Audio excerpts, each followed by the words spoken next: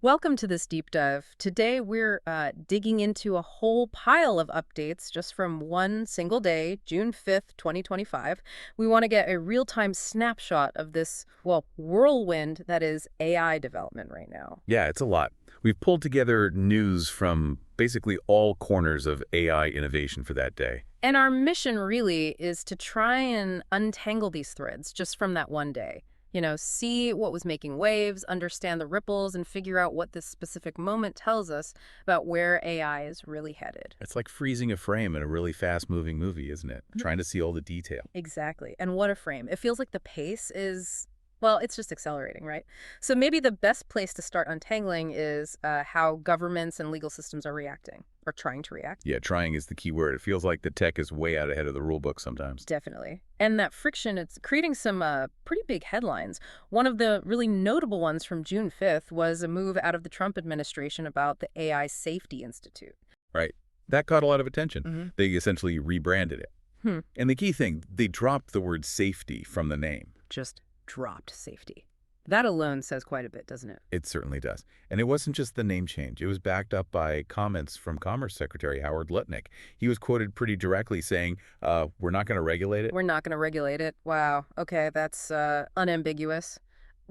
What's the implied message there, do you think? Well, it strongly suggests a deliberate move towards a much more laissez-faire approach, hands-off, basically, at least from that part of the government regarding AI development. Right. Taking safety out of the name and coupling it with that direct quote against regulation. Yeah. It sends a very clear signal to researchers, to ethicists, people who've been pushing for guardrails.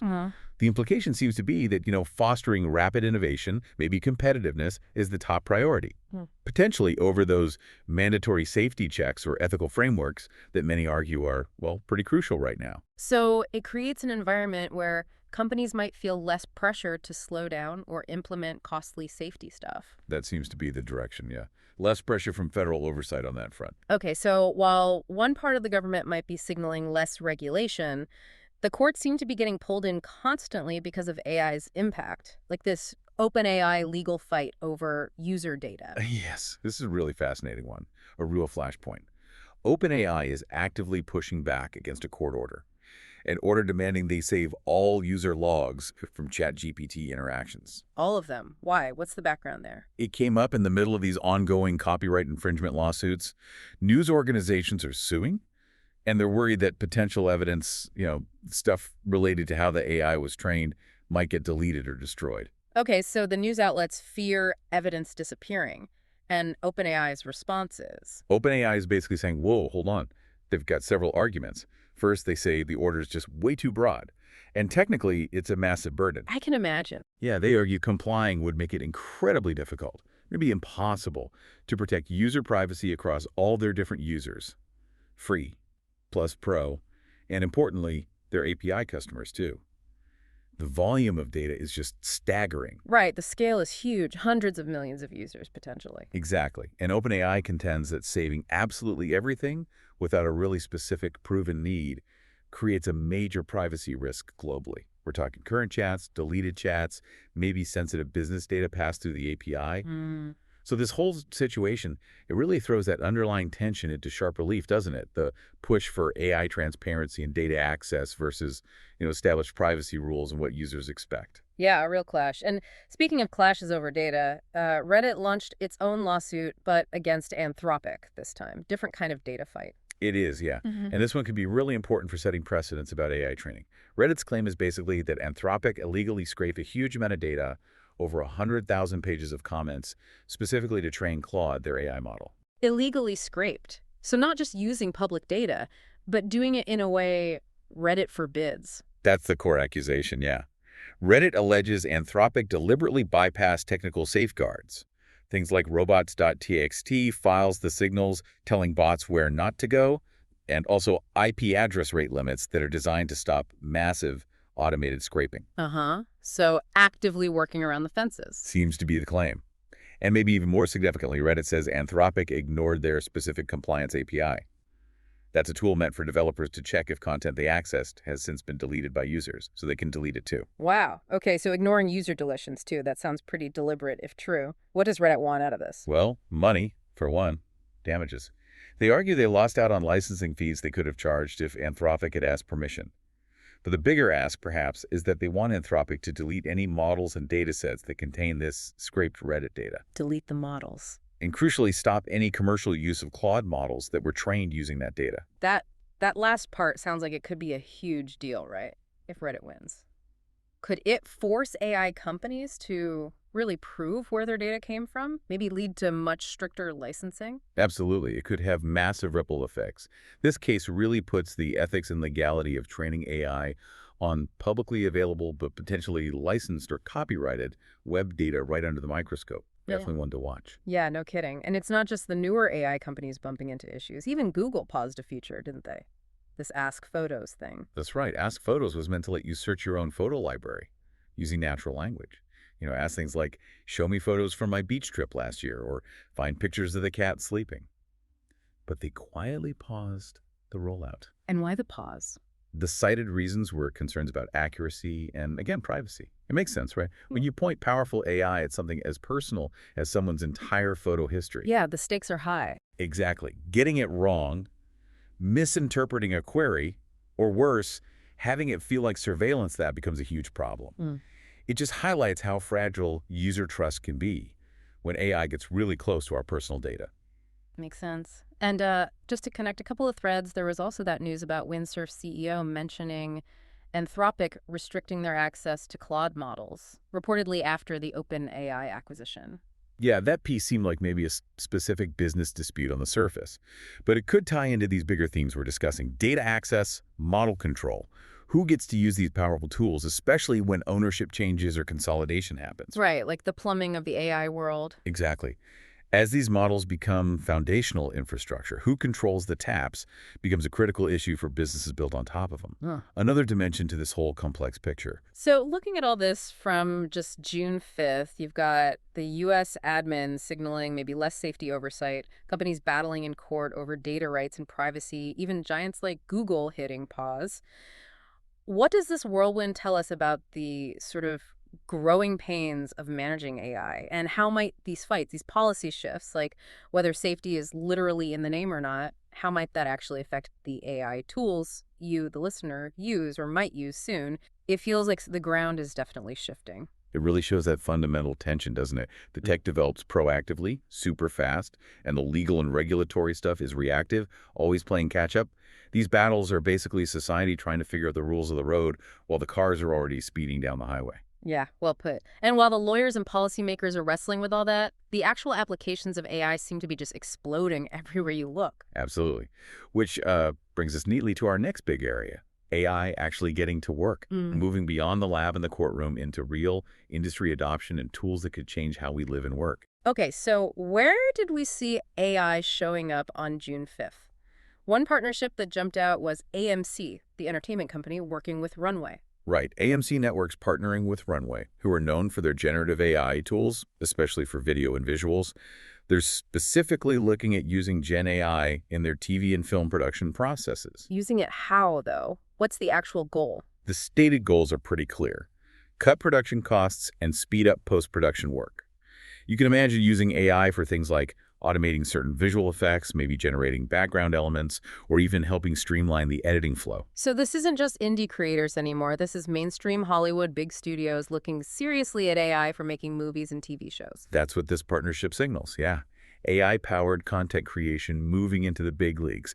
It could really start to reshape how things get made, the budgets, the timelines, maybe even the creative possibilities. Wow, okay, definitely something to watch. And then in a completely different world, Amazon testing humanoid robots for package delivery. That sounds like straight up science fiction. It really does, doesn't it? But yeah, Amazon is running trials, not just in a lab, but in what they're calling a dedicated humanoid park in the U.S.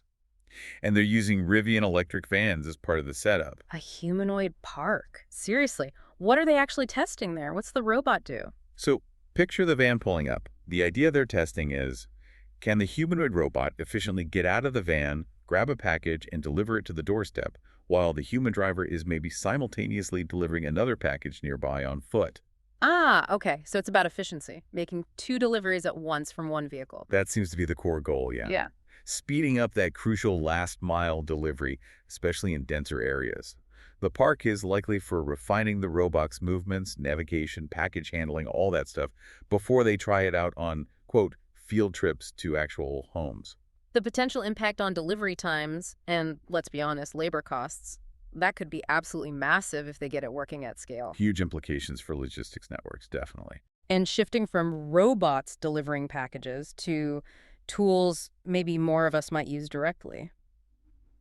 ChatGPT got some significant upgrades, right? Moving towards being more of a central work hub. Yeah, they rolled out features in two main areas. First, much deeper integration with cloud storage, specifically Dropbox and Google Drive. Okay, what does that let it do? This is pretty powerful. It lets ChatGPT search inside your own files stored there to answer your questions. Wait, really? So I could ask it about the contents of a report or spreadsheet I have saved in my Google Drive. That's a big step beyond just searching the web. It's accessing my stuff. Exactly. It potentially turns ChatGPT into a personal knowledge assistant for your own digital files. Mm-hmm. The second big area was all about meetings. Ah, meetings. What's new there? A whole suite of things. Meeting, recording, and transcription, naturally.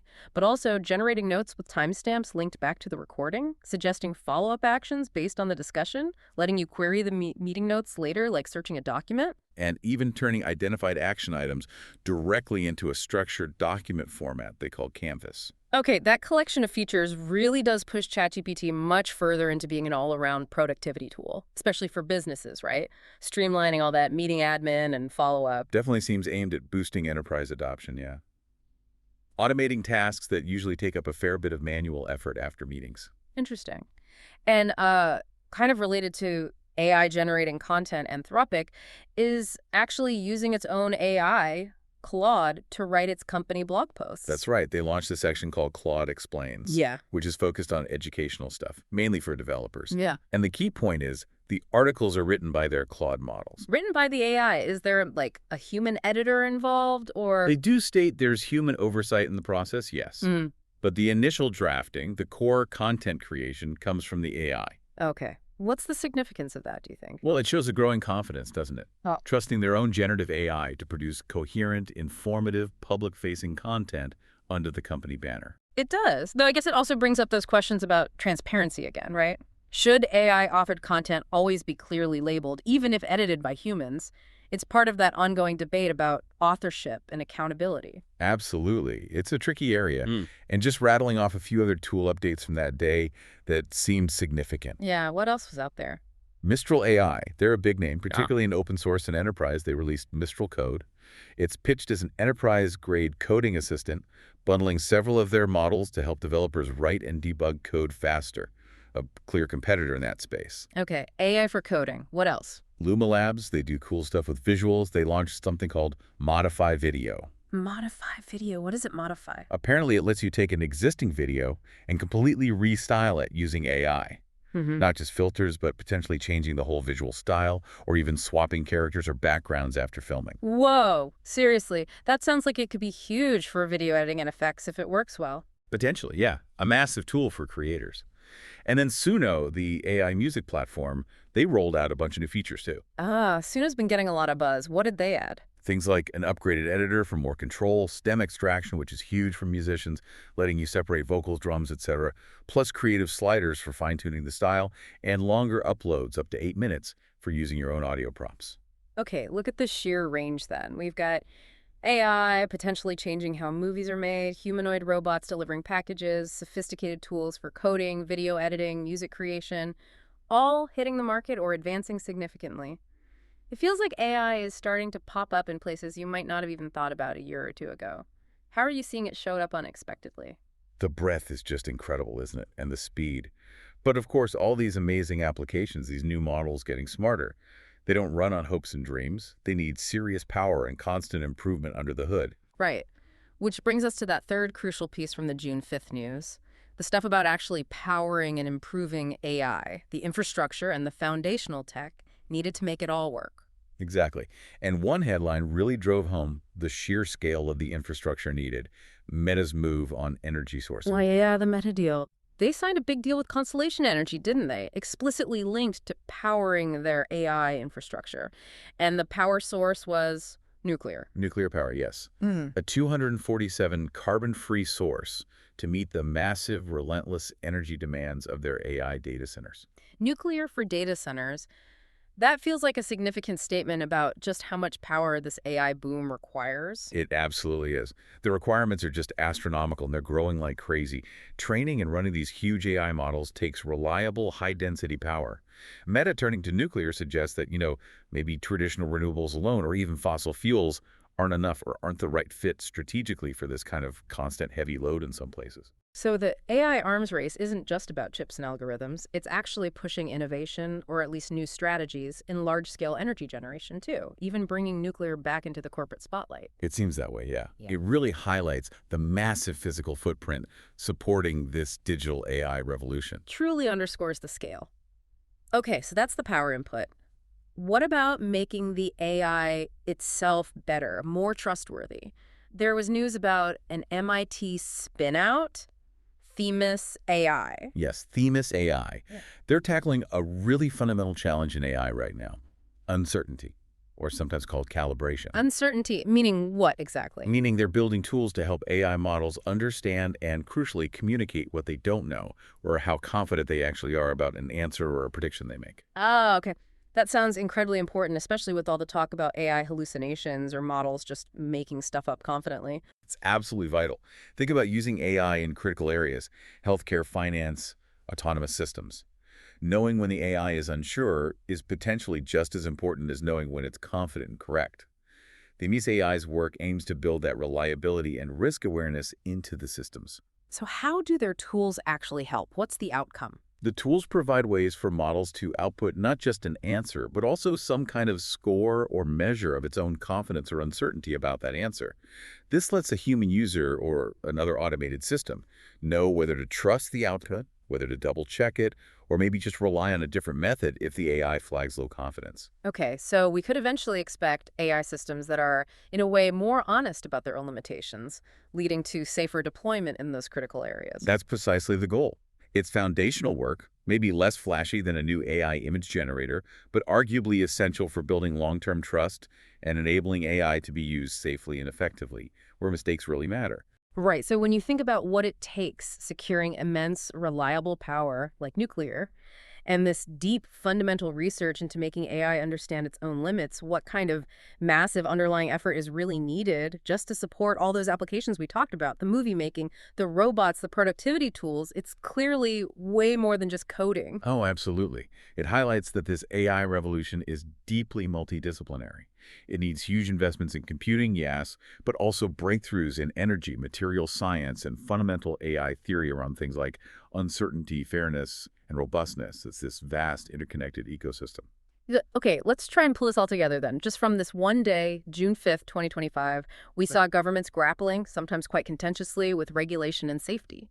We saw major legal fights over data, privacy, who owns what. We saw this absolute flood of new AI applications hitting seemingly every industry. And underpinning it all, these huge infrastructure demands like the meta-nuclear deal and this crucial background work like Themis AI, trying to make the technology itself more reliable and trustworthy. It really paints a picture of a technology just churning, evolving incredibly fast, but also constantly bumping up against existing rules, expectations about privacy, ethical questions, and even the physical limits of energy and computing. That dynamic tension is key, isn't it? Hmm. Rapid innovation versus the slower pace of governance, ethics, and infrastructure adaptation. Yeah.